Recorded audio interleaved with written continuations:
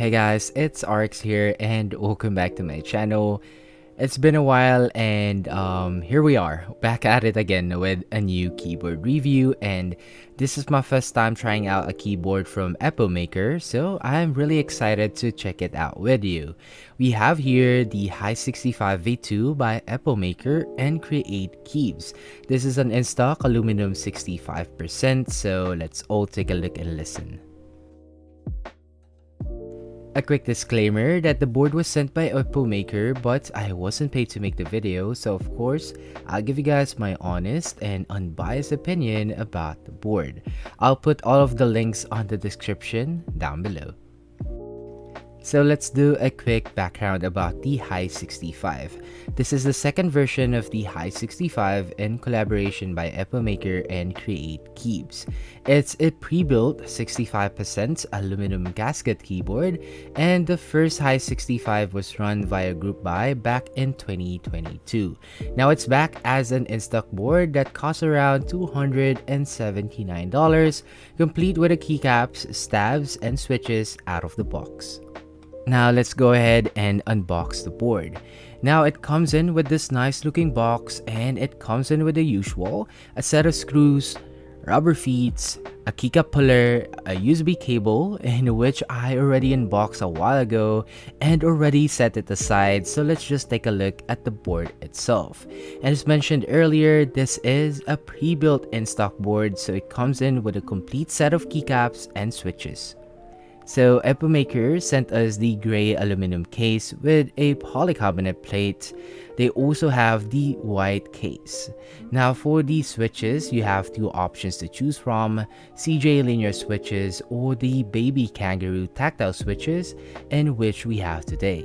Now for the keycaps, I believe this is the cherry profile PBT set, and they are going for an off-white theme for this set, but personally I'm not a fan for this, but it's nice that it is included out of the box.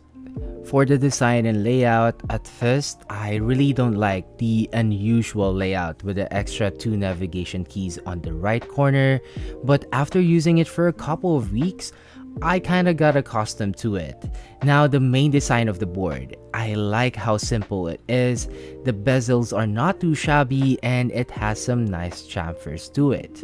It also has that LED indicator for your keycaps. I mean caps lock. I also want to mention how nice the side profile looks. I think this is what I really like about the board. Now the USB port is located at the center. It also has this nice subtle small back weight on the left side corner with the Hi-Think Studio logo. The board itself, it has a nice heft to it. It's not too heavy and not too light, and I can actually see myself bringing this board around. Now let's take a closer look at the inside, or taking apart the board. It's pretty straightforward. It has 6 screws at the back. Once off, we are greeted with a thin layer of case foam. The board also has a daughter board connection, which is very nice to see. And now the gaskets. It's already placed on the plates, and one thing that I've noticed is that the gaskets are a bit too thin, and we also have the plate foam installed as well. Now surprisingly, the PCB and the plates has some flex cuts to it, but it only has a very subtle flex cut, which I prefer in terms of flex cuts. Now that we are done taking a look at the board, it's time for a sound test. Now for the sound test, I'll be doing it raw and pre-lube for you guys to see how it really sounds out of the box, and I want you guys to be the judge. Of course, I know stock pre-builds are really a hit or miss. That's why I want to do the sound test raw, as I can see the target market for this board are those who just wants to try a custom keyboard out of the box for the first time. Once again, we have a polycarbonate plate, 1 plate foam, and 1 case foam. Switches are the baby Kangaroo tactile switches, and the stabs are pre-lubed out of the box. So with all that out of the way, please do enjoy the sound test on the High65 V2.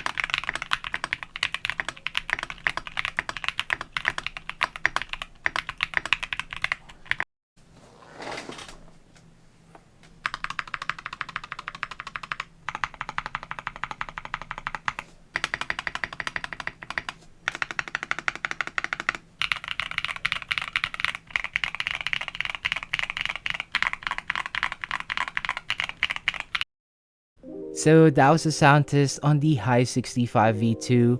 Please do let me know on what you think about the board on the comment section down below, and let's have some quick discussions. Also, if you made it up to this point of the video, I'd like to say thank you for staying. Now let's quickly talk about my thoughts and opinion about the board. Finally, talking about my thoughts on the feel. I kinda expected it to have more flex, as this board is a bit on the stiffer side of a gasket implementation. As mentioned earlier on the flex test, it's more on that subtle flex only, but typing on it feels solid and consistent. It's still comfortable and satisfying when typing. It's not really that stiff. Out of the box wise, I can say that it can work, and maybe add just a little bit of the lube on the stabs, and that should be it. Now moving on to my thoughts on the sound. The Kangaroo tactile switches, it has the medium to light tactility, and it also has that rounded early to mid bump. And I'm actually loving how this feels. It's been a while since I really like a tactile switch. But overall, the board didn't sound pingy and hollow considering how thin the case foam is. I would suggest lubing the stock switches to make the sound a little bit better, but overall, again, out of the box with the Kangaroo switches, the board really sounds decent for what it is. Now, talking about the keycaps quickly, it's a die-sub PPT set which is quite decent, has a nice texture to it, and it has that thicker side of a PPT set. But the legends, or like the font or the theme, it's really a hit or miss. It's actually a matter of preference. Personally, for me, I don't really like the font. The colors are nice and the inclusion of the keycaps are nice nonetheless. Overall, for the price point, $279, well, I would say yes, there are some better boards out there that is more on the budget side. I mean, there's a lot new keyboards releases every now and then that's $100, $120, $125, but I can see the target market for this board. It's for those who just want to try a custom keyboard out of the box without much modding and can easily get you into custom keyboards. Again, the build quality that you will get out of the box, it's really decent. It has a nice heft to it. The aluminum finish or the texture is very nice. You also have a daughter board on the PCB, plus the flex cuts on the PCB and plate. I think they could have lowered the price point if they offered the board on the bare bones side, but the switches and keycaps are also decent. It's just a really matter of preference at the end of the day. So that is it for the video, guys. I hope you liked the review on the High65 V2, and I hope you find it helpful. If you do, please don't forget to hit the like button, as it helps out my channel grow. So what's next? Well, first, I would like to apologize for the short break without any notice. I know it's been a month now since my last upload, but don't worry, I'm back for this July, and I'm back for good, and we have a lot of catching up to do. We have some Akko switches, and I'm waiting for new switches, so please stay tuned for that. Again, please don't forget to hit the like button, share if you want, and of course, subscribe for more. And I'll see you guys on the next review. Peace.